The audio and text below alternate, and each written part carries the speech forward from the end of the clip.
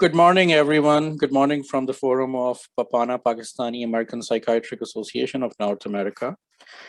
Today, we are continuing our residency guidance seminars. We are targeting psychiatry and all the other residency matches for this match season 2022 and 2023. I am very pleased today that we have amazing people in our panelist and really wonderful two people who are going to present.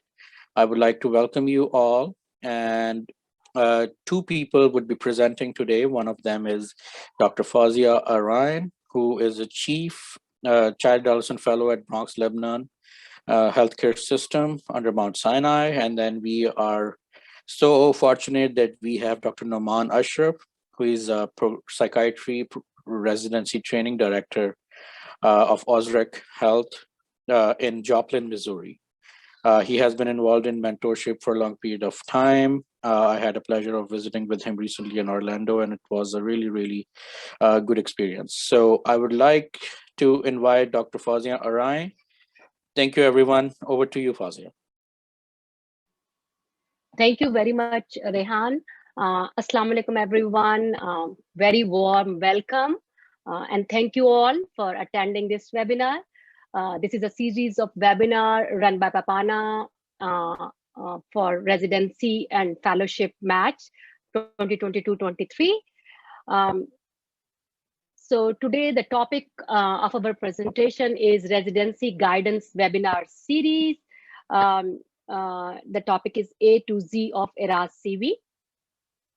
We encourage all of you to join us on papana.org, and we will be sharing the recording of this webinar over there. And there is already a very detailed recording on ERAS CV. So today I will be keeping it short, so we can have more interactive question answer session with Dr. Nauman and Dr. Zeeshan and Dr. Shad.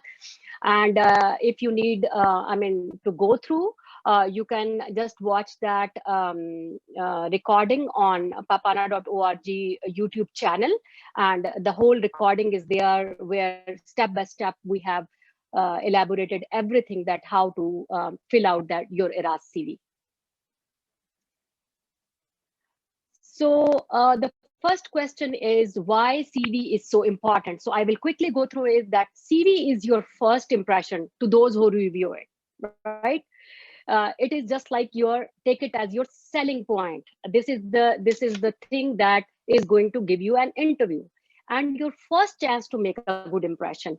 So most candidates spend more time on personal statement, although CV is equally important because for initial screening, good CV balances your USMLE score, especially your red flags. If they see a CV that is very nicely done, they go through the CV and they just omit those red flags. So once selected, your CV is the single most item to be reviewed multiple times by different people versus personal statements just say once or twice, but okay, more than twice, but CV is the thing that they are going to review multiple times. So to get selected, essentially your CV should convince the reviewing committee that you are exactly what they are looking for and are a strong match for their residency program. So what are the goals of your CV you should keep in mind to make an impression that you are the strongest candidate to be invited for an interview? And after getting an interview, make an argument that you are the strongest match for that residency program. Your CV should be like that. Now, just quickly go through the objectives of to get this goal. So what is the objective one? Decide what to, Dr. Zeeshan, why this thing is coming up that people entering into the room, is it coming up on the slides? I can't see. So, it's not on the slide. Objective one. Okay, so I think I should cross it out. Okay, so objective one, decide what to include. First of all, make a list. Yes, just like a list, just like a grocery list that you make. What factors a residency program director is looking for in a candidate? Okay, there are two type of factors.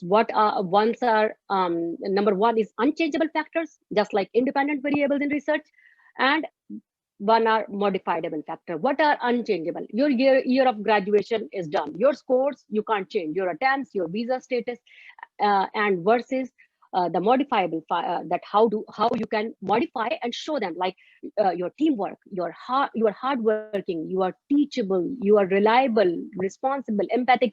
These are the traits they are looking for in a resident to invite for an interview. Okay, so in general, present information just like that, what you would add to the residency program. They want to see that.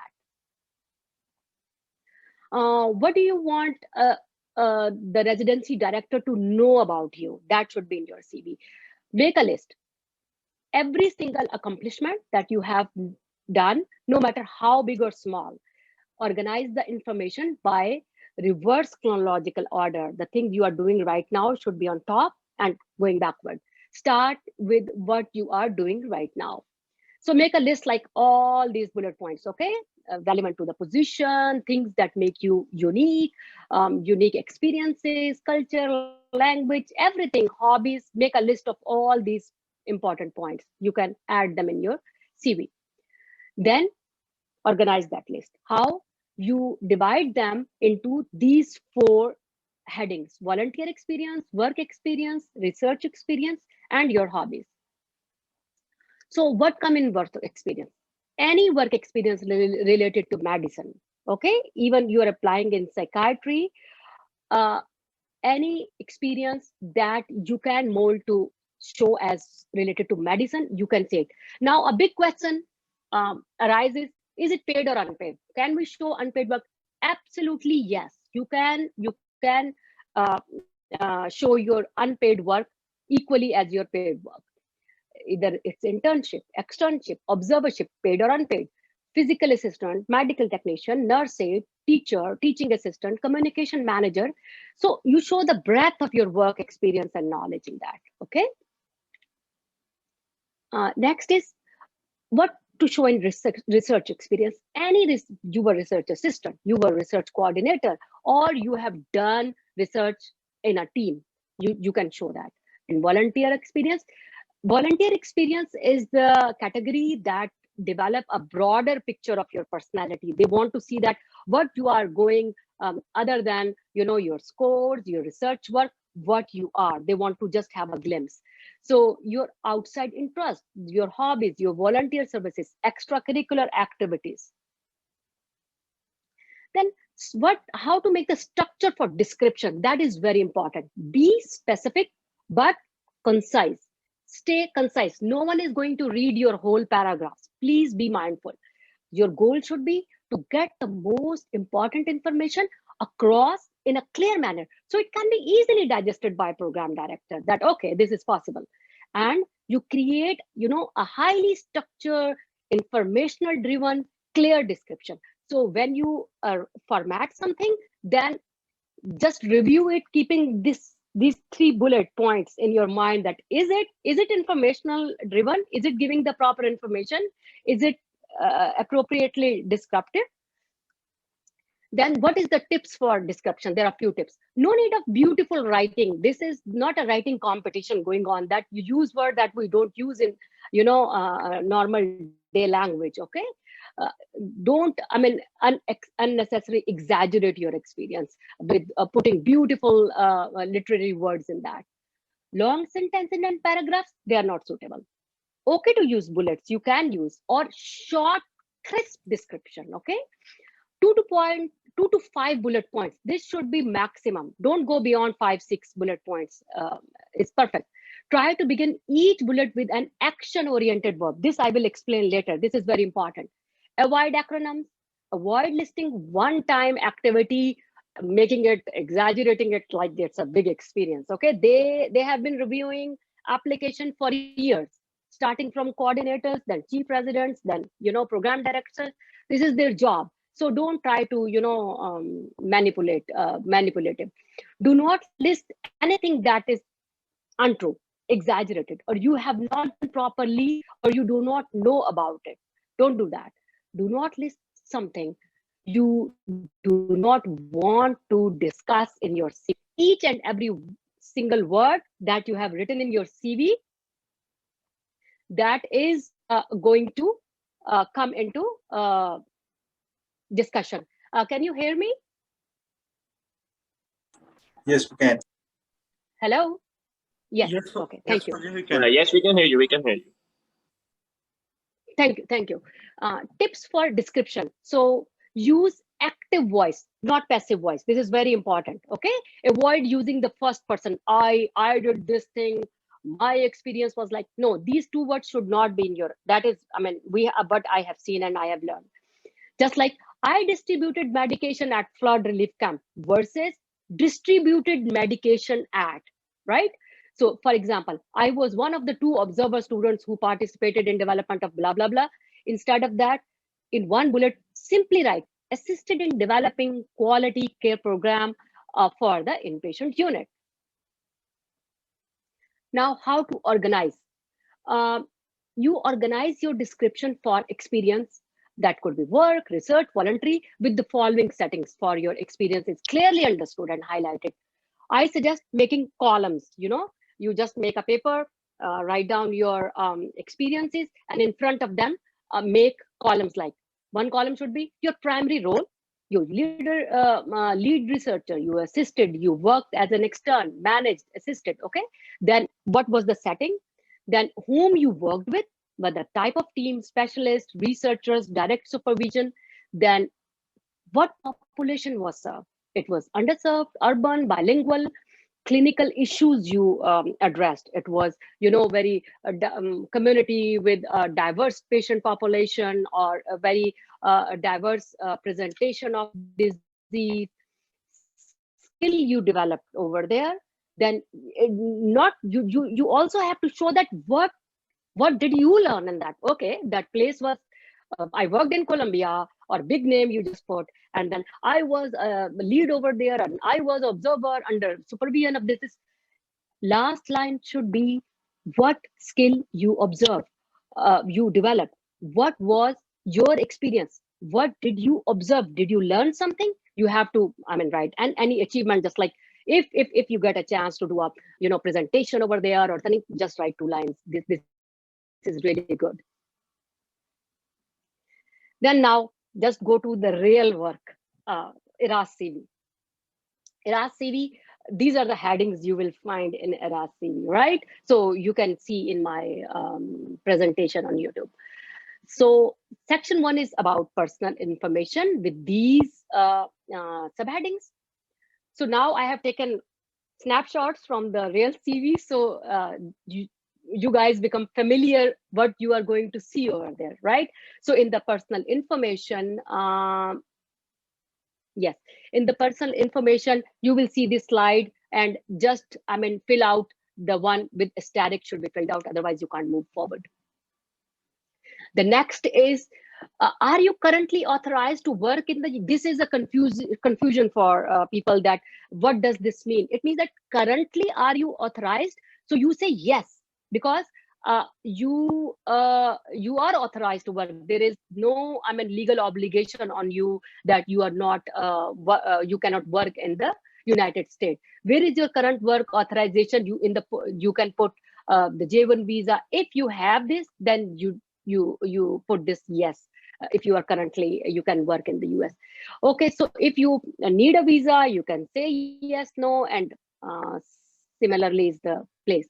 Then this is a question applicants ask that, what is that? So all of you are going to participate in NRMP match, all of you. So click yes, okay, for that. And if a couple matching, then they can pick that. Then this is the ECFMG number, should be correct. This ACLS, PL, if you have done this training in US, in that case, you are going to click yes, otherwise just leave it like this. Then is alpha omega alpha status, no alpha omega alpha chapter at my school. Click that, because this is thing that is available in the US. So we don't do that unless we have done college over here. So you can write this, you can copy paste this. No alpha omega chapter at my school, no gold humanitarian holiday society at my school. Now go to section 2, how to fill up the biographic information. These are the subheadings. I will quickly go. So just like this, if you don't want to fill up, it's okay. Then is the language frequency. So I just click like that. You can see how to fill whatever you want to choose. The next is this is no, unless you have some red flag. And then comes the hobbies section. So don't try to provide details about your hobbies, or if you are a sector, put that in. Don't take it lightly. This is the section program directors or any attending interviewing you or chief resident, they are going to spend time. Everyone look at your hobbies and interest. So this is very, very important section, okay? Show that you have interest outside of medicine, that you are a well-rounded individual. Keep it short. Don't give details, go into details. And it should be, sharing some quickly fun details about you. And because these are the talking points, they want to have a conversation with you. And how to start it, like, how is the weather? No, they will see your hobbies and start, oh, you wrote this. So let's talk about this. Oh, what was the last movie you have watched? What was the last book you have read? Okay, tell me about that book. So only include those hobbies that you are truly and passionately interested in. You must be ready to talk at length about anything you have brought up in your CV. So this is just a description that I have given. I have shared with everyone. Go ahead, take it, but don't copy paste it and add according to, your interest. Then comes the section 3, education, with these subheadings. So higher education means if you have done some PhD or MSc or MPH or anything, you will add in that.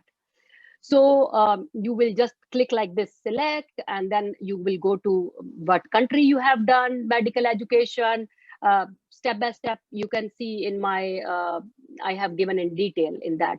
So then membership and honorary professional societies. So these 3, I believe all of you can do. And if you have not joined, I suggest all of you to at least join all these 3. This is not difficult. So you can add them. So medical school awards, keep to medical school, okay, the awards, unless it is an exceptional undergraduate honor. Don't start doing that in my middle school, I got this. If it's very exceptional, you can add it. Otherwise, any certification licensures, if applicable, and state like that is for US. Don't confuse it with Pakistan or PMDC or anything. Other awards, achievement for IMG, relevant awards or honors you have received during both your undergraduate and medical school training, includes scholarships, grants, teaching assistant, include on the dean's list. So you can include name of the honor award, date received, and location of the award. That's all. Don't go into any other detail. 2 people are waiting. Okay. Then other awards, list up only those from medical school. If faculty member will not familiar with a particular award, you can give a little bit detail. Like in 2000, these are 2 examples. Like in 2014, chairman's appreciation letter for excellence, patient care during rotation or anything like that. Or 2015-16, Department of Medicine, I got this award. Then section 4 is regarding your experience. How was your training experience, and additional questions. So training section is for ACGME accredited residency training. Please be mindful for that. Don't start entering in training section all other information, okay? All home country trainings are non-ACGME training, period. This should be clear to all of you. All the even fellowships done over there, residencies done over there, these comes non-ACGME training. So select non-ACGME. You can leave reason for leaving blank. This is another question. I don't know. This is my suggestion that your CV should not be, because when they print out, it should not be a 20-page, document that they have gone through, because they will be reading first 2-3 pages. If you fill up reason for leaving in everything, completed this and then left and moved on and blah blah blah, they will scroll. And the time they are going to give to your CV, they have a fixed time. So by the time they will reach to the end papers, they are done.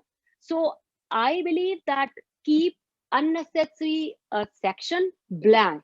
So the most important information you want that they should go through in that allotted, they have an allotted time for every candidate to review a CV. They should get that. Then in the training, just like this, add entry, I will quickly go through the select, and then you just go through these things, okay? Part 4 is experience. So paid, unpaid, no question about it. Medical observerships can be entered under work experience, okay? Observerships are work experience. They are not volunteer experience. This is this is a debate that we would be hearing till last. There is a group that say they come under volunteer. There is a group that say they come under work experience. I mean, either way, they come into your CV. So don't be so much, bothered about it. Oh, am I doing right or wrong? Whatever you feel like, you are convinced with, do whatever. But they can be under any heading. Unpaid, paid research experience, that directly go into research experience. So tip from program directors. This is a tip. Continuity in your work experience is more important than it is under work experience or volunteer experience. They just want to see that, oh, you graduated in this year. What the heck you have been doing during this period, right? So just keep it continuous, whether it is volunteer or at work, they want to see the continuity. Then is some additional question. Was your medical education training extended? Yes. So if your education training is interrupted, this is the best place you can, discuss your red flag. These are the examples. I'm not going to read them. I have shared generously. You can, you can modify it. Definitely, you can improve it. Just to have an idea how I wrote my CV. So this is the work experience. I did Flushing Hospital. Then NYU. How did I do the clinical research? I was fellow. How did I put that? Also be cautious about the work hours, okay? Don't put that you are working like till since morning night you were working. No, they quickly come to know that person is exaggerating. So for observership, you are allowed to do 3 to 4 hours or 5 hours in a day. That is maximum. So be mindful, Saturdays and Sundays are not included. So only add those hours in. They know everything. They're pretty smart. Then these are examples, so you guys can take help from that. These are all on the YouTube. Then I worked in a private clinic. This is the way you can just write very precise 3 to 4 lines, eyeballing. They just go and they just scroll down. And this is another way of writing. So just make it a little bit different every experience. Then I worked in ECT. I made bullet point so they can just see that how many cases I have done. Then if someone has worked in sleep clinic, I got this from someone, so they can write it like that. Any family medicine clinic, you can add family medicine, internal medicine, whatever you have worked, just add into your CV, so to show the continuity of your work. That is more important. Then this is so then when I was completing my surgery rotation, I did this. So that also, the whole 1 year experience, I just made it very precise. That's all. It's not like the small, teeny tiny work that if I have done an internship, this means I have completed an internship. They know that what small things I were doing. So then this is example for some GI rotation, some pediatric rotation, some private hospital, clinic in Pakistan. That is also very important. How to, you can show your experience working in Pakistan. Then this is my experience. I worked with my house job. So this is a way you can show that this was, where I was working, 300 bedded. I will explain you later how to write this. I did OBGYN house job. Then I have physician assistant. If someone is physician, can use these bullet points. Then a senior community center. If someone has worked, that is very important. If you have worked in any volunteer work in, in a community area, helping seniors or care or something like that in COVID-19 pandemic. I see all of you can add this call volunteer during COVID-19 pandemic because everyone has worked. There is no proof. Then volunteer experience, healthcare physician volunteer, community outreach program. You can just like put 2 lines. This is my volunteer work that I put. I was doing over here in US. So I was doing fundraisers every year. So I just put it like this. You can if you have worked with any non-profit organization or anyone, you can use this. Then is working medical relief camp, victims of flood, that everyone can use. just change few words. Then Koigot Hospital, I worked over there. I just added. Then now, come on, how to make the description? Research experience, use action word to summarize your role and responsibilities. More depth to your entry by including speech aspects such as experience setting. What was the setting? What was the patient population? What clinical issues you have addressed, see, and team you have worked with. So you have to use your role, worked as a lead research coordinator, responsible for organizing 2 research studies in the department of blah, blah, or worked as an observer under direct supervision of this. Then specific outcomes, what happened? Be specific and objective in describing your accomplishment. So these are the green words. I just use like, what did I do? I managed a total of 2 separate studies. So I helped to construct 4 surveys and gathered information. I completed, assisted in completion, or I collaborated with my supervisor, team attending, or I assisted in collecting data and build databases. So this is the way you can just say. So if you have worked as a research assistant, whenever you are working in a research place, you can write down your role as a research assistant. Everyone is a research assistant. So collaborated data through electronic patient records, or collaborated with other researchers on the project and research project working towards this. Then you can do clinical research coordinator if you are working as that. That is specific, and not everyone is a clinical coordinator unless you have that job. So they can use this template. So these are my experiences that I have taken from my CV and I have shared with all of you. You can have an idea and you can mold it according to your experience. Then your research experience, that I were in Newbridge Medical Center and what I did. Then I have an experience at Flushing Hospital in a research assistant that I shared. Then in Columbia University, that was a very good experience I had for 1 year. So I wrote it very nicely. Then comes the licensures. So state medical licensures. Where is my NYU experience? Yes, this is the NYU experience. I just manuscripts and abstracts and everything. Okay, so section 5 is about licensures. So these are the state medical license, unless you have license of America, don't put anything, okay? Say none. These are the additional questions they have asked. So you can just say yes or no according to that. Section 6 is regarding publications.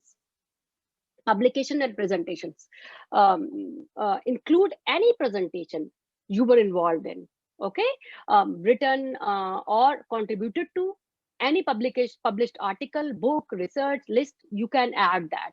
Use a bibliographic citation that I will tell you how to do it.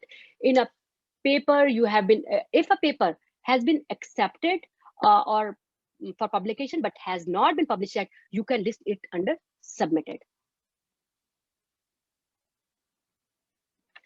Published manuscript, give full citation, right?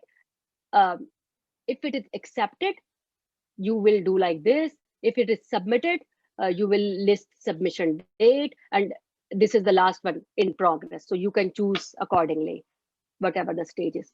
So this is the slide that will be for publication, and then you will go to select, and then this is the way you will go, choose a peer-reviewed journal or something like that, and then or if it's a poster submission, or just like so this is the way you are going to write. So applicants are very anxious right now, how to add our posters that we have submitted. Don't worry, we will guide you.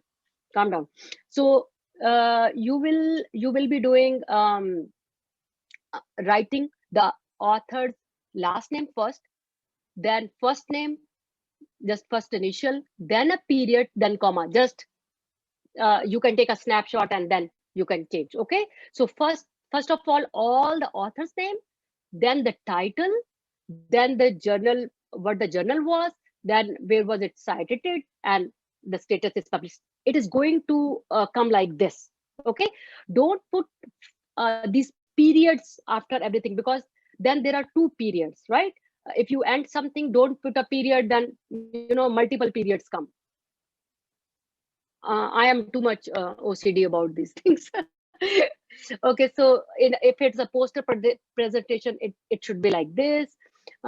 Quickly going through, then certify and submit the DDA. Proofread and spell check, proofread and spell check, proofread and spell check. This is the final tip. How to do that? There is a plan for that. Print, this is my OCD style, but I believe you can take at least 1 or 2 points from here. Print your CV every time you go through it. I learned it from my mentors. Okay, when you are done, just print it. It is very different situation. Sometimes you don't pick mistakes on the screen, and when you are reading it on a paper, you find, oh my god, this thing I couldn't see that it was in the I feel it like that. Next day, don't do correction on the same day. Just when you are done before sleeping, just print it. Next day, carefully review your printout as someone filtering out or reviewing committee. You are the reviewing committee. Take it as like, if I am the reviewing committee, how I'm going to see that. Then highlight the corrections, spelling, grammatical mistakes, inaccuracies. You will find something every single time you go through it. Just believe me. Do correction the same day, the very same day. Otherwise you forget. Okay, print out to review the next day. Have at least one other person proofread before final submission. Okay, print your CV on a good study paper and keep it handy. That we have also learned from our seniors. Take 1 to 2 copies with you to each of your interview. That we have also learned from our seniors. Now, what is the final point? Once you match, it is always a nice gesture to reach out to your mentors and letter writers and let them know where are you going. And this is a final, my very favorite verse that I would like to share. It is not by a big author or something. It is just like it was from a mentor, and I just put it on my desk. Eventually, you will be the winner. Stay positive, stay optimistic, and continue to dream and work. Work hard to achieve them. Looking forward to hear your success story. very soon, inshallah. Thank you. Ahmad, hand it over to you. Thank you very much. Thank you, Dr. Arain, for a wonderful presentation, and thanks a lot for everyone who is attending. And as Dr. Arain said, I think that sooner or later you will all succeed. It's just a matter of time. I understand time can be very tiring, very tough. But as Paulo Coelho said, that if you really strive hard for something, then everything in the universe actually uh, works in your favor. So just keep on trying hard. I would like to introduce Dr. Nauman Ashraf. He is Residency Training Director for a Psychiatry Residency Program in Joplin, Missouri. And we are very grateful for him that he has taken some time out of his busy schedule. Please welcome Dr. Nauman Ashraf. Assalamu alaikum, everyone. Thank you, Ahmad, for the kind introduction. Thanks, Fauzia, for this detailed A to Z on ERAS CV. So, Dr. Fauzia's presentation is so comprehensive. She covered all the everything that you need to know about the ERAS CV. So, what I wanted to do is just pick some sections and then maybe expand on them from a program director's perspective. So I think the first thing that I want to tell you, and that's going to be the most important thing, is your honesty. So always be true. Whatever you put down in your CV, do not make up anything. Your program directors have been doing it for far too long. They are able to find out. And once they find out, it's not good, because you not only ruin your chances for that year, you also, it damages you going forward as well. So please do not do that. Try to have the experiences as true as and relevant to you. And also, you probably may know the term about plagiarism, so which is basically taking some information from somewhere and then putting it in your either CV or you're doing personal statement. So a lot of people, like suppose Dr. Fauzia showed her slides, and on those slides, she had some examples. So if you take the examples and copy them as it is, that's going to be an issue, right? Similarly, if you go to Google and take some information and just put it down as is, that's going to be a problem. There are softwares now we use, like say for, especially for publications, they can screen out if there's some information that's lifted from somewhere else. So you can take the idea and try to rephrase it. But the main point in your CV application, and will also go towards your personal statement, is it has to be about you. It has to be about your story. So it has to be original. And whatever you put down in your CV, you need to have the knowledge about it. You do not want to add something that you don't know about it, or you don't want to boast off there about the things that you don't know. So when we get to the different sections, say research, I'll give you a specific example about it. But everything you put down has to be true. You need to know about it. There was a section, we talked about the proofreading. The last slide that Fauzi showed was about you should proofread your CV, and you should have someone else go through your CV. Really important. You can also use some softwares that can help you. So like Grammarly is pretty good. It will pick up on the grammatical mistakes, and will give you the suggestions how to rephrase your sentences. So use that, or any other software like that. And also, if you just use normal Word, it will tell you if there are spelling mistakes. So most of the people who come from Pakistan, we are trained in a British system. When we write something here in American system, there are differences in spelling. So you want to do the spell check and make sure it is aligned with the US system. So do that. Then there's you can also, for proofreading, if you want to get help, you can reach out to mentors. So you have PAPANA. You can ask PAPANA to assign you a mentor if you need that. You probably are part of your alumni. So say if you're from Nishtar, you're from KE, they have their alumni association, they have their mentors. Reach out to them. You will be able to find somebody. The third pathway would be APNA. They have a YPC committee. You can reach out to them too. So there are multiple platforms. You should be able to find a mentor. That mentor can help you proofread your CV, your personal statement, your application, and also can guide you how to do it. So please do that. It's always good to have someone read your final application before you submit it. There's a section authorized to work in the US, and I think so Dr. Fauzia went through that section. One thing that I've noticed is a lot of people who are waiting for their EAD authorization, they put down yes in that column.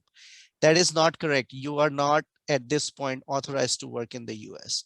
So you only put down if you are authorized to work. Now, another problem with that would be, suppose you are on a dependent visa, H4 visas, your spouse has the H1, they are authorized to work and you are authorized to work through H4.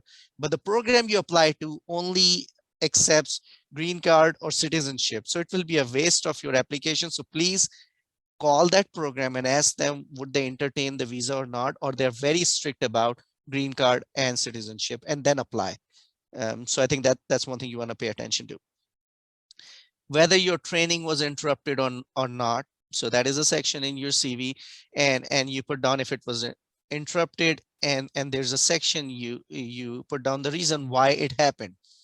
If you cannot expand on that in that section and you run out of words, the other best place for that is your personal statement. And the reason has to be genuine. So why it was interrupted. Sometimes people put down reasons, well, I was studying for my exam, say step 2 CK or CS, and I took 6 months off. What are the problems with that? The problems are, if you took 6 months off, your score has to be really good, right? You've taken that much time. But then I have to think as a program director that when you graduate and you have to take your boards, how much time you're gonna need to prepare for it if you're already showing me that you've taken 6 or 8 months to prepare for the exam. So you have to think through these things. Because for me, any applicant who comes to my program, one of their questions is, what is your board pass rate? If my program doesn't have a good board pass rate, it's a problem. I have to show a good board pass rate to the applicants and also to the ACGME to keep the accreditation. So I want to take candidates who are good and they are organized and they take exams on time. So you are thinking I will fill my gap by saying that I took 6 or 8 months and I prepared well, but that may become one of your weakness as well. So think about it, what you put down, and you want to have a really solid reason. So one of the reasons, like I had one resident, he got diagnosed with a cancer, so he took a year off appropriately, and he put down that that's a gap, and it's fine. It's not an issue then in his CV, and I know why his medical education was interrupted. Voluntary experience, very important. Think about what you have done. Anything that you have done, I think it's got some sort of importance in terms of the voluntary experience. So for me, when I was interviewing in 2005, we had the earthquake in Kashmir, and I went over there and I served. So that became one of the important experiences, and I had other experiences too, but that was so important that I not only put it in my voluntary experience, I had a paragraph dedicated in my personal statement on that. And in all my interviews, they asked me about it and I talked about it. So what are we looking for? If you tell me you want the experience, suppose take an example of Zeeshan, right? So he is right now a secretary for PAPANA and is working as a treasurer for Nishtar alumni. If he puts that down, I know that he has good team player skills. He's a team player. He has good interpersonal communication skills, and I know he has good in organizational skills. So I am looking for those things.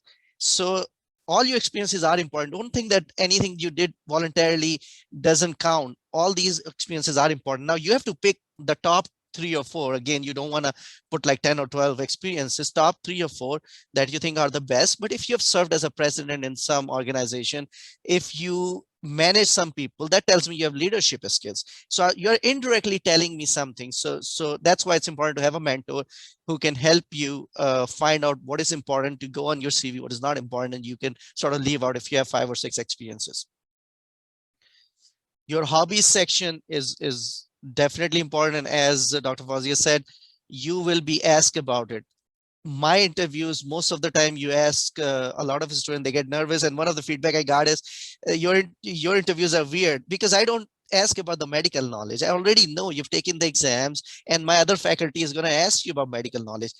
I want to know you as a person. If I take you as a resident, what do you bring to my program? How are you going to be for next 4 years? Because my other residents are going to spend time with you. Like one of the important things we look for is whether this person is going to be a good fit for my program or not. I don't want to damage the culture of my training.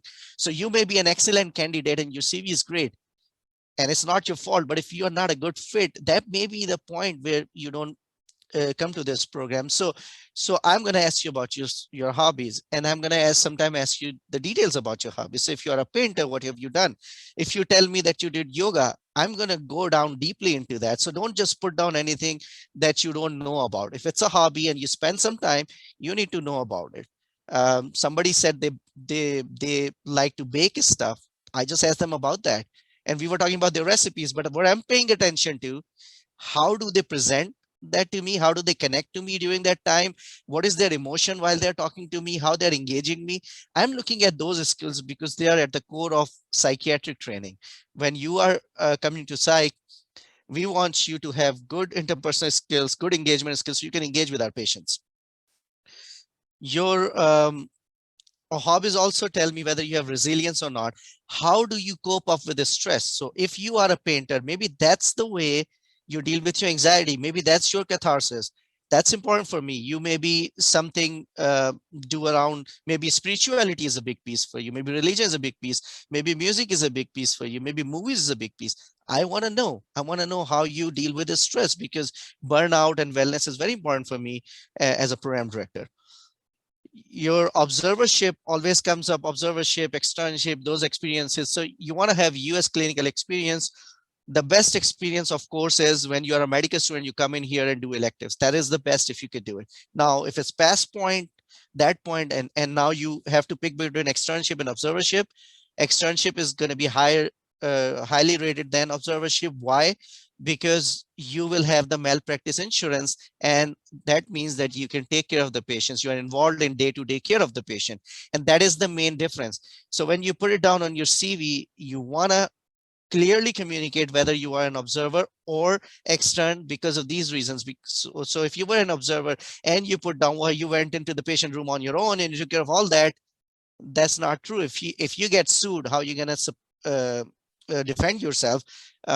If the patient sues you, if you're an observer and you just go into the patient room and start talking to them. So that's why when you're an observer, you always follow your attending, and that's how you have to present it. And I'll tell you how to improve your chances for observership. With an externship, you have the malpractice insurance that would cover what you do in the hospital. So that's why you will talk about more clinical skills, that you took histories and individually you did maybe procedures under supervision, but you were involved in the procedures.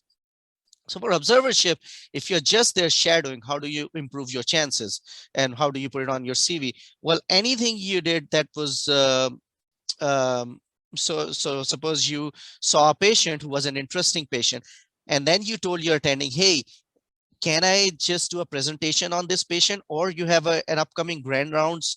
Do you think that I can present it with a co-resident, one of your resident? It's an interesting case, I want to work on that. Or you can say, well, we have this unique case and I did some literature search and there are only 3 other cases. I want to write a case report. Can I work with you and talk to the attending? That is great. If you do that in observership, that's going to go on your CV. That's going to go in your letter of recommendation, because that person, when they write a letter for you, they can have something that they talk about. Also, the important things that we look for are 6 core competencies. So professionalism, interpersonal communication skill, patient care, medical knowledge. I mean, they are self-explanatory. The other 2 are problem-based learning and improvement, which is basically evidence-based education, which when you have discussion with your attending, do you refer any studies you've read about it? Do you bring up questions that are that you have searched about? They're insightful questions. And system-based learning and improvement. Do you understand the system? Do you talk about where's the future of psychiatry? How do we interact with medicine, those fields? If the patients cannot afford their medication, how do we go about that? How do we help them out? These things will let your attendings know that you understand those competencies. So when they write a letter for you, they can include those. So that's how you improve your observership experience and your chances that you get a good letter, and that goes and that helps you out. And you can write something in your observership that I did all this during my rotation. But concentrate on those 6 competencies, because that's what you want your supervisor to notice and kind of comment on those. And that's what the program directors will be looking at, because our eventual goal when we train you is to get you competent in those 6 competencies. Okay, so for research, again, if you do a research, try to have some sort of a product. Like Dr. Fauzia went through her research experience. Either have like a poster presentation, abstract presented in some of the conference, at least have something that's meaningful. If not, you may be a part of a really good clinical trial that's an ongoing trial that will go on for 4 years, but it's significant. Then talk about your role in the trial, and your role has to be the role that you can defend.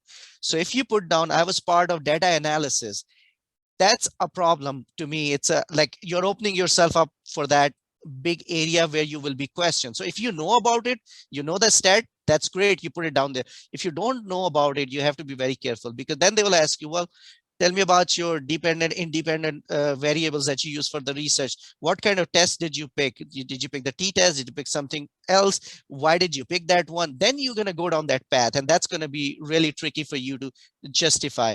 So if you put down, I use the SPSS and the data analysis, you may have done it, but you want to restrict yourself so that you don't open that can of worms. But the good things would be where I would, if I'm an applicant, that's where I would want the program director to go, is like, yeah, I was part of the patient recruitment and I administered some tests. So now they can ask me about the inclusion criteria, exclusion criteria. They can ask me about MDD criteria if you were recruiting for the drug trial for depression. And if I use the MADRS, then they can ask me about, okay, well, what was the cutoff for MADRS where you really had to send them to the ED? So I need to know if it was 35 above or in that severe range, we would send them to the ED. And then they may go down and ask you about an interesting case that you saw, and then that may go towards the differential diagnosis and treatment. Then the ball is on in your court. That's the medical knowledge part. That's where you shine. So you want to steer it somehow there. So if you put that, if you're thinking, doing your CV, you're thinking about how my interview would go, you start putting your experience accordingly.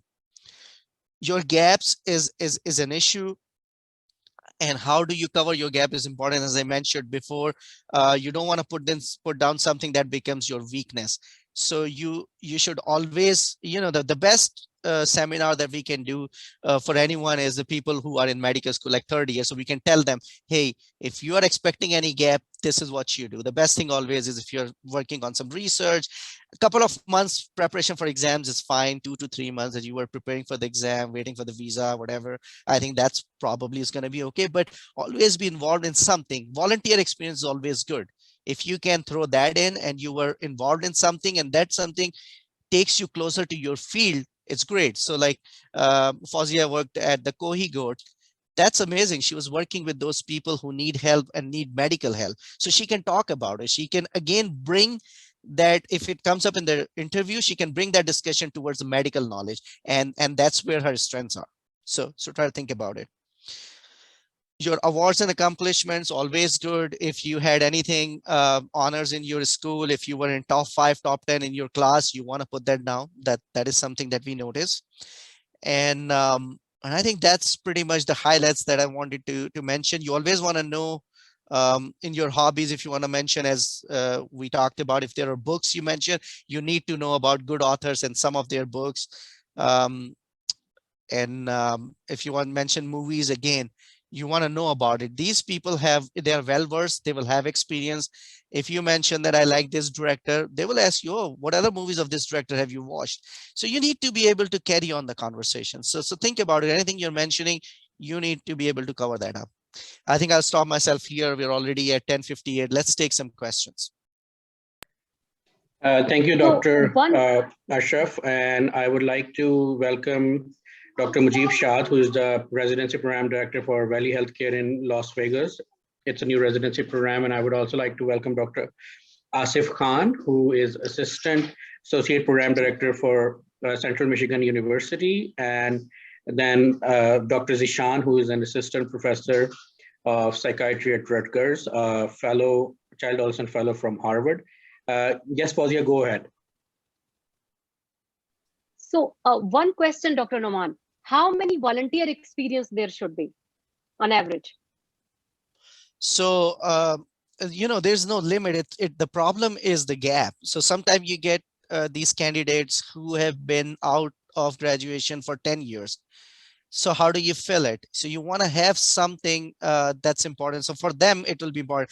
So you're looking at the fresh graduate and you have multiple to pick from. You're not filling the gap. I would say 3 would be good, 2 or 3 would be good. It depends on the quality of the experience. It could be just one experience, but if it's really good, like suppose you have a continuity. I was part of the Rotary Club so for years. So that was my continuity. You could be part of the Lions Club or say PAPANA, but you had a continuous experience, but you did multiple things in that.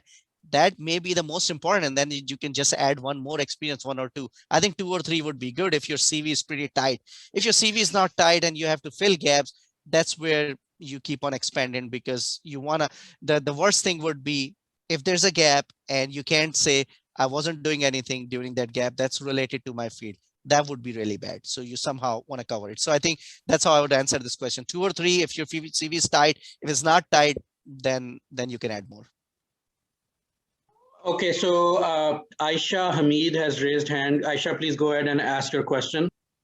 Hi, thank you so much, Doctor, for the presentation, and thank you for giving me a chance to ask this question. I just want to know, from your opinion or your experience, is the residency selection process more geared towards people who are fresh graduates, who have less gaps in their CV, or have you seen a change in how you select your candidates over these years?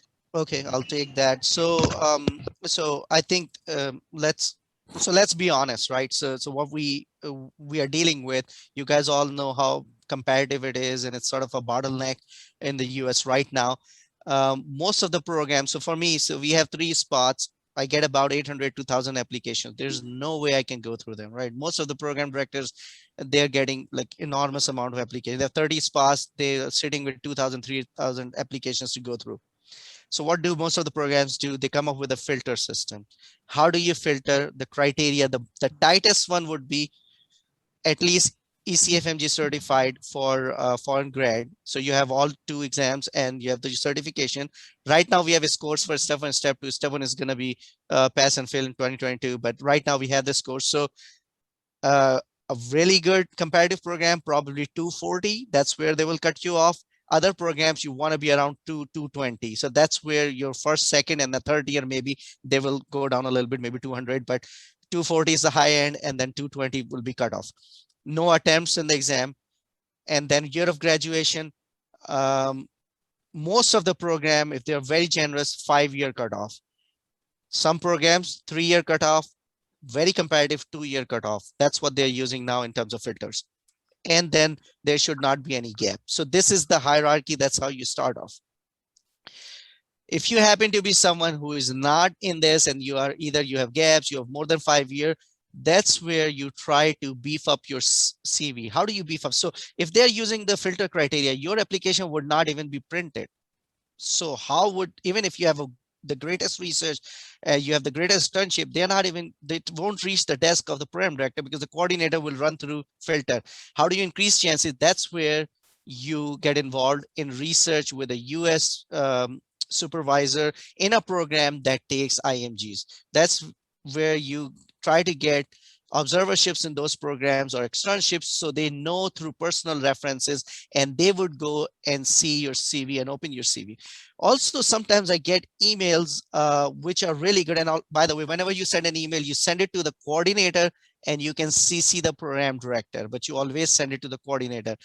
Program directors are very busy. You don't want to send them emails directly. So to the coordinator, and you can CC the program director, which is sort of a nicer way to also alert the program director, but you're not directly bombarding them with the emails. So I saw this great email 2 years ago, and this candidate had a very brief email where they summarized their strengths for me.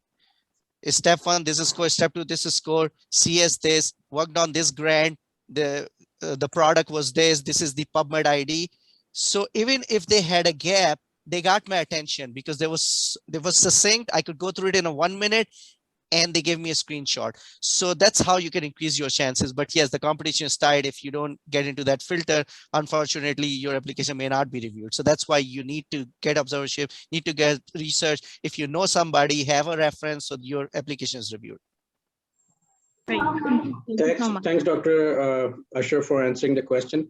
I would request that, so it's a series of webinars and we would be doing further webinars on personal statement, interviewing skills. So, and we are happy to answer all the questions, but because of the time limitations, let's focus on the CV itself. Now, Dr. Prem Shankar has raised the hand. Go ahead, Dr. Shankar.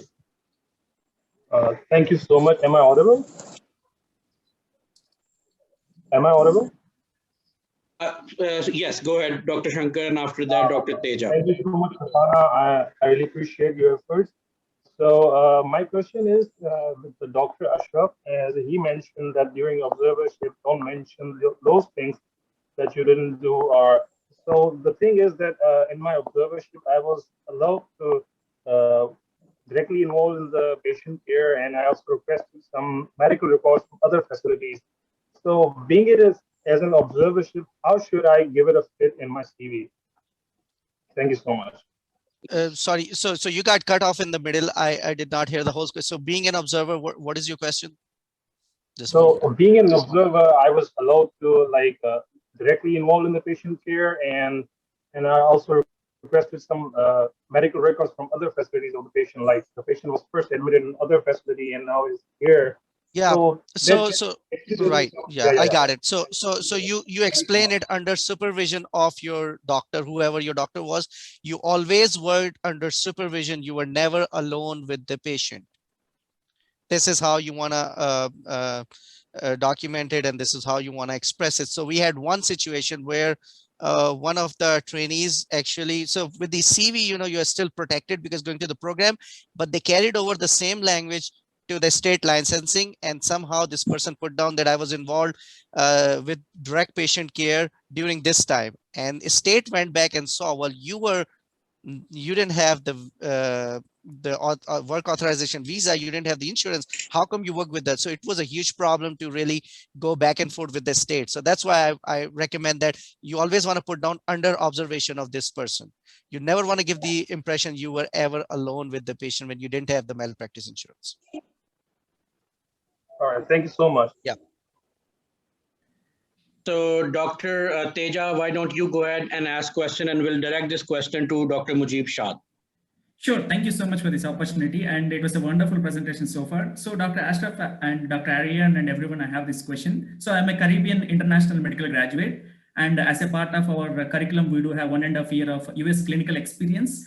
So is it recommended to put under the work experience or not? Our school, I got multiple advices on this. Some of the school advisors told us that it will be mentioned on your MSPE, so it is not really needed to have it on your CV. But some other advisors have instructed me that it is better, so that as you are a visa requiring international medical graduate, it is better so the program coordinator, whoever reviews it, will get to know that you have 1.5 years of clinical experience. So what's your advice on this? And thank you. Dr. Shad, would you please like to answer the question?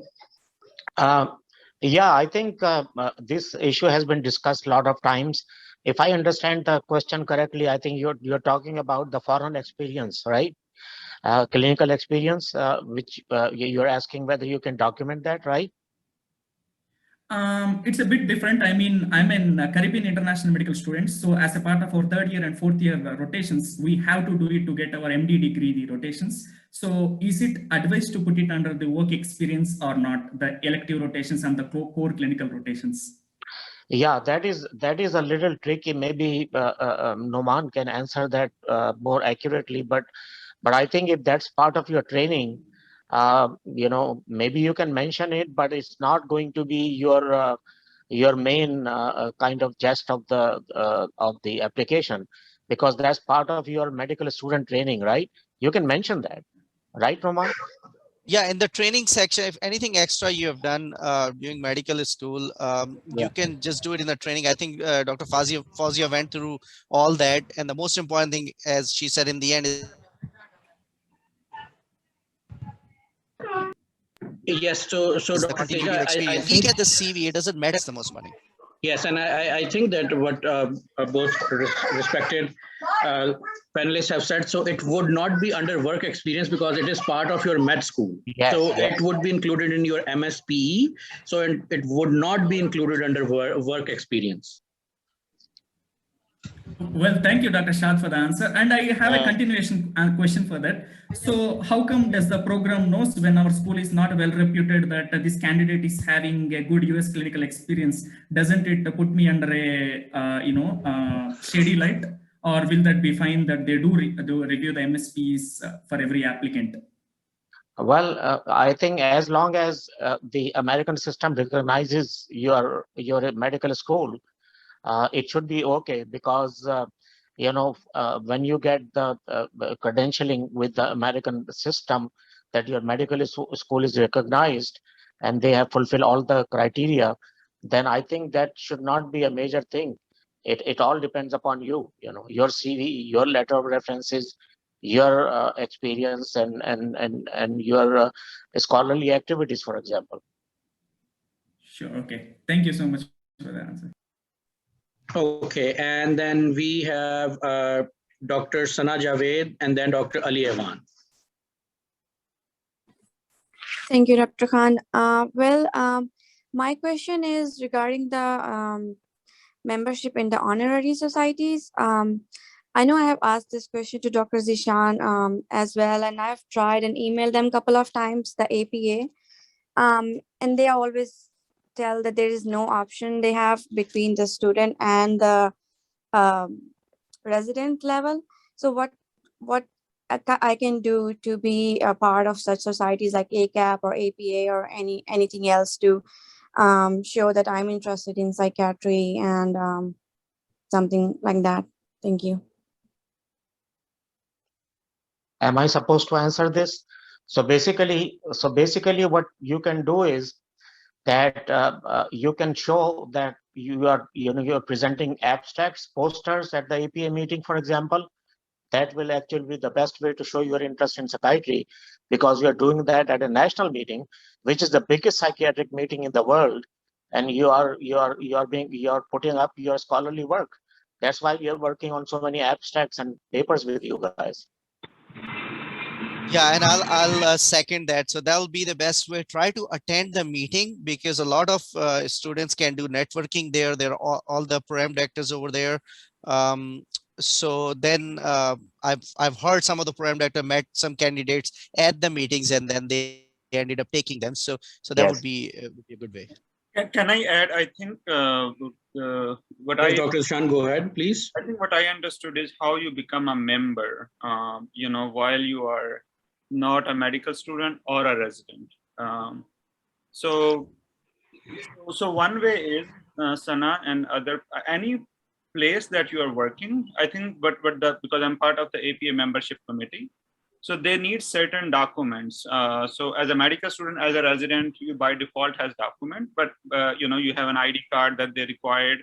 So if you are if you're doing observership, if you are doing anything that is part of an institution, and you can just help them, that you graduated, but you are doing this volunteer work and you're part of this institution, that may help you to become a member. That's what I feel. And I agree. And I agree. Attending the Dr. Shad and Dr. Nauman will be a really good way to connect. And I think that I would just like to add, I think if you go to APA website and you can find their contact email, you can always email them and ask. They are very good at replying. So usually, unless you become a trainee, and even if you are not a medical student, but an applicant, as Dr. Zeeshan said, you might have to prove that you are working with the hospital system or university, but yes, usually they are very welcoming. Yeah, and one more comment, because being on a membership committee, I think so email is good, calling them is good, but the other good way is to go through your regional chapter of American Psychiatric Association, American Academy of Child and Adolescent Psychiatry. Especially if you're on, there are some chapters that are very active, like New York, New Jersey, Northeast, same thing with New England chapter. There are a lot of chapters that are very active. So you can also reach out to the office bureau of the local chapters, and they can also help you, how to get involved, but also how to get the membership, and that will help you directly both for the membership and also for your CV. Thanks, Dr. Zeeshan. So Thank you. next, Thank you so much. Next we'll ask Dr. Ali Evan, And Dr. Ali Ewan, please direct your question to Dr. Asif Khan. Thank you, Dr. Rehan, for giving me the opportunity, and thank you everyone else for arranging this informative and helpful session for us. So my question is related to a portion of ERAS CV that says other accomplishments. So there are certain courses that we do in order to broaden our experience, such as, and also show our interest, such as CBT courses or other courses that we do. And my question is, if the courses are spanned over like 4 weeks, like 2-3 weeks, should we mention those courses in our other accomplishment session, or should we mention them in our volunteer experience? Thank you. So the answer is pretty brief. I think you can mention it in your accomplishments if it's a course, if it's a training, or if it's some form of an observership, or that you did something, depending on if it's a voluntary, endeavor. Now, when you talk about the course, you go through the proper registration, or there are some courses like in the US that people do, for example, ECT and other courses. They are sometimes paid, and they come from some reputable institutions. So these are actually more of your accomplishments, in my opinion, rather than the volunteer work. Again, I'll be also curious what Dr. Ashraf think about it as well. I agree with you, Dr. Khan. Yeah, it'll go under the. We request everyone to please mute yourself. Yes, please go ahead. Anyone can ask this. Lina Sayed has asked a question, and that I want to ask any of the program director. That if you do not hold any visa, J1 or otherwise, do we put yes or no for work authorization? No. It's a definite no. Okay, and we will ask, so the next in line is Dr. Abdullah Batani. I apologize if I mispronounced the name. Hi, yes, no, you have pronounced it right. So thank you everybody for this wonderful webinar. My name is Abdullah. I'm an international medical graduate from Jordan. My question is, so during my medical school, my school only allowed 2 months of electives, and I was only fortunate to be accepted in one psychiatry elective. So for the other one, I actually emailed neurology program because it's the most related specialty for psychiatry. So my question is, should I mention that in my CV, or will that misguide the program director and the selection committee whether I'm interested in psychiatry and in neurology? Thank you. Thanks, Abdullah, for your question. I would request Dr. Zeeshan and then Dr. Shad and Dr. Ashraf to answer that. Thank you. No, thank you so much. So I had the similar, I did my electives from UT Southwestern Dallas, one in psychiatry, one in neurology. But I made it clear to my psychiatry supervisor that, I'm interested in psychiatry, but because of, they have only 4 weeks, that the reason I'm going to neurology is because, they don't have further in the psychiatry. So I would say mention it due to a couple of reasons, because if you only mention psychiatry, then that will be maybe 1 month. But I think as a medical student, the clinical experience that you get as a medical student during the elective is very hands-on clinical experience, and that really adds value for the training director. You have good clinical experience, hands-on experience in US. And neurology, psychiatry, these are relevant, but as long as the training, the person who's writing your letter of recommendation can comment on it, that you are interested, you were interested in psychiatry, and if they can comment on it. But I would say mention both, at least in your CV, because it will add your hands-on clinical experience in US. Yes, this is Dr. Shad. I completely agree with you, Zeeshan, that it should be mentioned. Actually, it can be used as a strength during your interview. You can say that the interface between psychiatry and neurology is decreasing every day as we are having more concrete findings in psychiatry. based on the neuroimaging, genetics, and psychopharm and everything else. I think you can say that looking at the, like using an analogy maybe of a computer, software versus hardware. So software is psychiatry and hardware is neurology. You need to know both to become even a competent psychiatrist or a neurologist. So I think you can use that very effectively.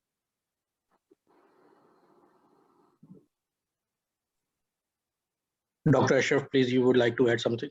No, I think it's been covered, what Zeeshan and Dr. Mujeeb Shad said. I think that's pretty much covered, yeah.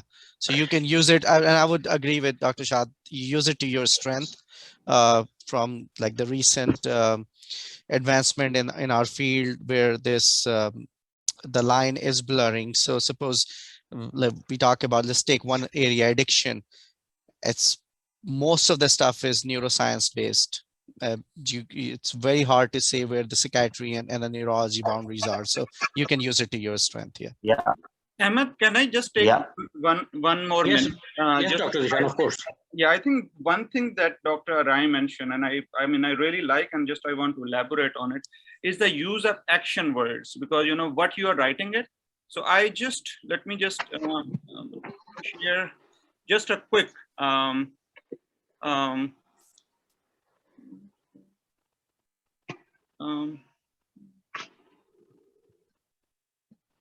just 1 minute, please.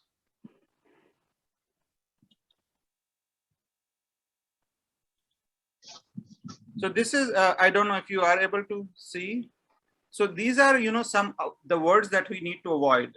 Yes, we can see, Dr. Zeeshan. Thinking, understanding, knowing, appreciating, learning, comprehending. These are all passive words. So these are some good examples, that actually very action-oriented words. Differentiating, analyzing, compare, contrast, plan, recommend, distinguish. So use as much as action words that you can use. So that's definitely one thing I would like to share. And the second thing was also mentioned, because of the COVID, there's a lot of question, concern, and people get confused. What is a research work is. So research work, historically, people used to go to a place to get some research experience, but nowadays, I think Dr. Nauman Ashraf, I think, mentioned really beautifully, you can reach out to your medical school alumni, you can reach out to your, some different organization, you can reach out to mentors that can provide some online, resource, some online, research activities, and that can also be part of, your research work while you are waiting to get some formal clinical or research experience. Thank you. I would like to add another important point. Since Zeeshan was talking about the words you are not going to use, and you're going to use active, words. I think there is another one which I remember. I think during the interview, you should use I as less frequently as possible. Always try to mention, as we did this, being a part of a group or maybe a part of a observership candidates or the people working with you. Just say we, or because I is a little bit loaded word. If you use it too often. Thanks, Dr. Shad. What a valuable suggestion. And next in line, we have Dr. Junaid, and I would request Dr. Asif Khan to answer his question. Hi, good afternoon. Can you hear me? Yes. Yes. Brilliant. I have two questions. Actually, I have several questions, but I'm just going to ask the first one, which is the obvious one. What is the probability of SOAP positions in psychiatry?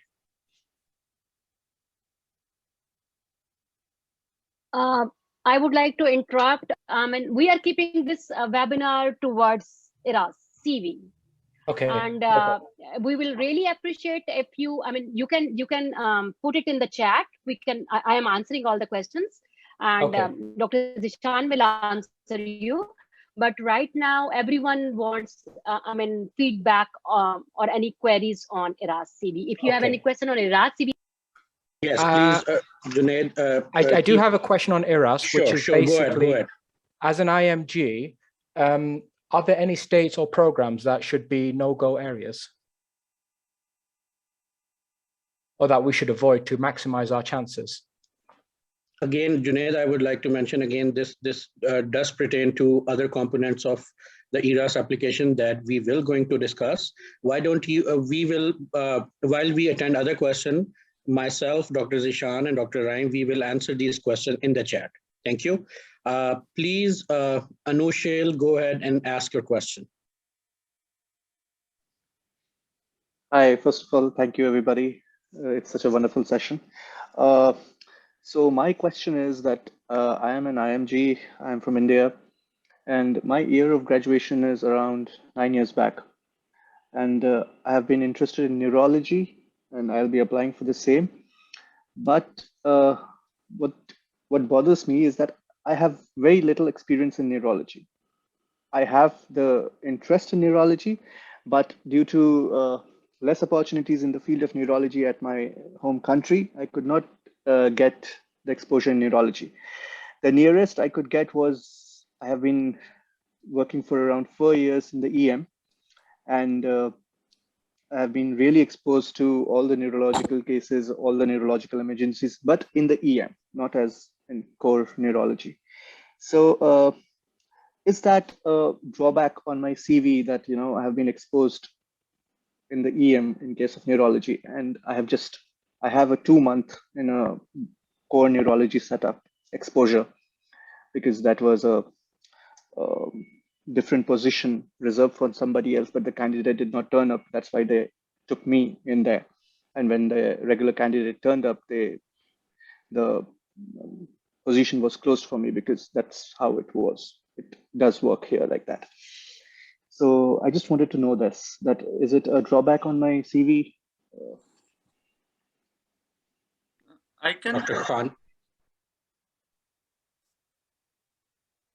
Yes, so I mean, you're talking or asking specifically about neurology. First of all, welcome to this seminar, and we appreciate you listening to it. And you know, you can definitely take some key points from the presenters, effort, and apply to your particular condition. I don't feel myself as an expert in neurology per se, so I cannot give you an expert opinion on that. But in general, whatever exposure or clinical experience you have, you can put that in your application. And writing your application or CV is you want to highlight the quality work, and that's a general statement I'm making because of your interest in neurology, since we are mostly talking about psychiatry today, and most of the panelists and the experts are in the field. But just from a general perspective, you do want to mention your observership exposures, whether it's ED or some kind of a work, whatever you did which is clinical, could qualify and could be worth mentioning, depending on if it's a good quality work. Yeah, can I add a 1 second? Dr. Shad. Yes, Dr. Shad. Yeah, so another way, I completely agree with Asif. Another way you can optimize your CV is, the scholarly work. So you can write some reviews, maybe submit a poster on your area of interest in neurology, so that when you are interviewed, people know that you are really interested in neurology, and you have shown your interest in neurology by doing some scholarly work in that. So that sky's the limit. You can always do so many other things to optimize your CV. And Okay, thank you so much. Yeah, just one more comment, because CV is just one part of the application. You can highlight your interest in your personal statement. The person who's writing your letter recommendation, even if that person is from EM where you work, but that person can highlight your strength as a neurology. But I think one thing that Dr. Shad mentioned, I think that's really great, because if you're interested in neurology and you have been working in EM for 4 years, there maybe you have seen many cases that you can present, publish, and that indirectly both for you to write in a CV and for your letter writer to help highlight in the letter recommendation that you're interested in neurology. Thank you. And Everyone, so I mean, Ahmad, I would just like to add is for all the participants, including the recent question that's been asked, is we've been focusing on ERAS CV, and we've been like in this presentation for almost 1.5 hours. So I think the most important takeaway is, besides building your application, know your subject, whether it's psychiatry or neurology.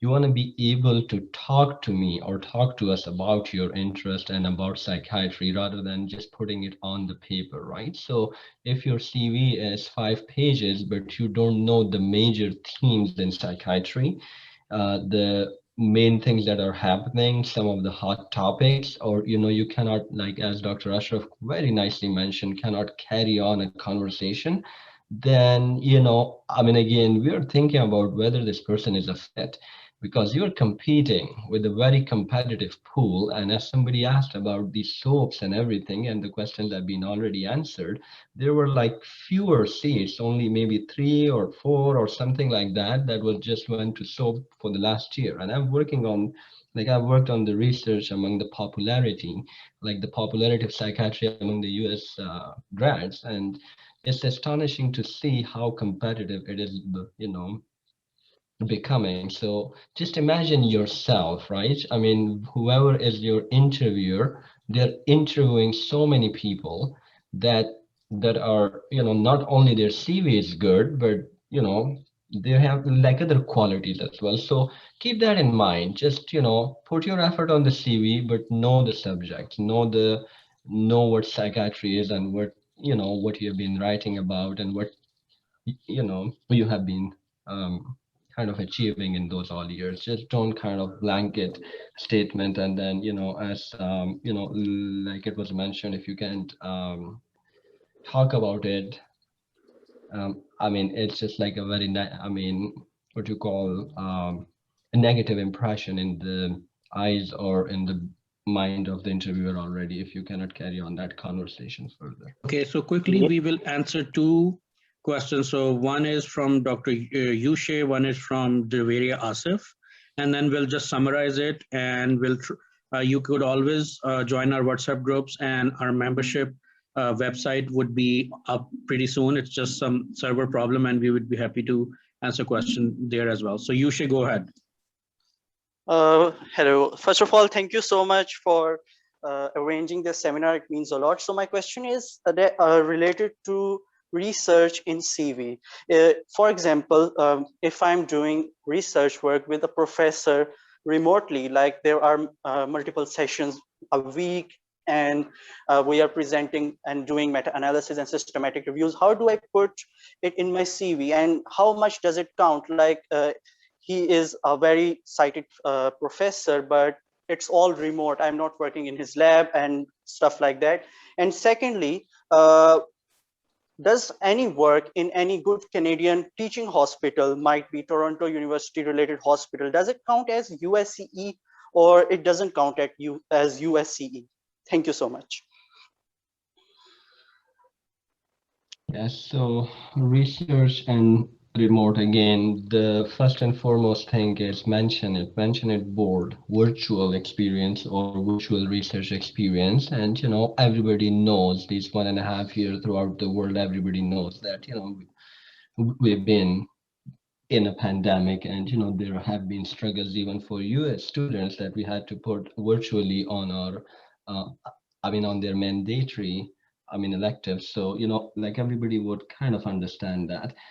You definitely want to mention it if you feel that it's a quality research and you can get something out of it. As Dr. Ashraf clearly mentioned, a product from the research is always valuable. Regarding Canadian experience as a US clinical experience, of course, I mean, it's not in the US, so it's not a US clinical experience, but is it head to head with US experience? Of course, yes. So you can phrase it in the way, and whoever is reading, they can know that you're just across the border. So you have been exposed to the Western clinical system already, whether it's, UK or like Ireland and stuff like that. So I had medical students graduating from Ireland, right? So their, experience is worth worth notable. Yeah. Can I add something? Yes, Dr. Shah. Can I add something? Yeah. Yushe, I think another thing you can do is while you are showing your virtual discussions in research and scholarly work with a foreign professor, I think you need to, if you can show some concrete proof of that in shape of abstracts and literature, that will very nicely back it up. So that can be a huge plus for you. Thanks, Dr. Shad. So last question from Dr. Asif, and then we'll wrap up.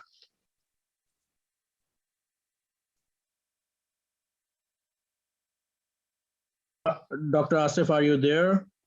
Yes. Hello. Hello, can you hear me? Yes. Yes. Thank you so much for conducting this session. It's been very helpful. I'm a graduate of Dow Medical College, and I have like a bit of a weird situation because the batch I'm from, we were known as the 2018 batch from the very beginning. Because our seniors are year of 2017, our juniors are 2019, so we were expecting to be 2018. However, in the very end, we got our results 8 days before 2018. So now our degree says that we are from the 22 December 2017. However, our seniors are 2017, our juniors are 2019. So my batchmates who have matched, they've told me that whenever they go into interviews or whenever someone questions them about their year of grad, they say 2018. However, I'm confused because my degree says 2017. So I was wondering, should I expand on this in my resume or will it come off as an excuse? Because rightfully we had our convocation in 2018. We didn't get our degrees until 2018, and it was just 8 days before 2018. It came as a surprise to our entire batch. So I was wondering if it would be wise to expand on this in the CV, or would it just sound like petty or something? Okay, so I'm going to quickly answer that question. So your year of graduation, your date of graduation is when you get your final year result. It doesn't matter when you get your degree. It doesn't matter when you have your convocation. So it's the date, the result date, which is written on your degree. And then we can further answer your question. You can join our WhatsApp group and we'll love to answer. So I would like to wrap up. It has been a wonderful session. Thanks a lot for everyone who joined, especially our esteemed panelists, Dr. Nauman Ashraf, Dr. Zeeshan, Dr. Mujeeb, Shad, Dr. Asif Khan, and Dr. Arain. I would like to thank all of the participants, and we will continue to do these sessions. It has been a great representation. Over 85 people joined today. One thing I would like to add to summarize, one thing is that whatever you write in your CV is a fair game when it comes to interviewing skill. It comes to interview, they can ask everything and anything. So as most of our esteemed panelists said, don't write anything that you cannot defend. I do poetry in Urdu. I never expected that they would ask, but a few people asked me to send them their Urdu poetry with translation in English. So they can be as thorough as this. So do not write that you like to read the novels of Sidney Sheldon if you don't know that Sidney Sheldon is a male or female. Okay, with that, I would like to end our presentation. Thanks a lot, everyone. And please join our website. Our link would be up, and we would love to share everything, including the recording. Thank you. Thank you.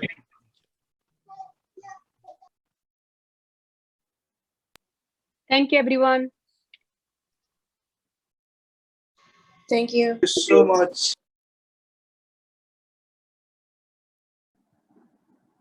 Thank you so much. Thank Have you. a great weekend.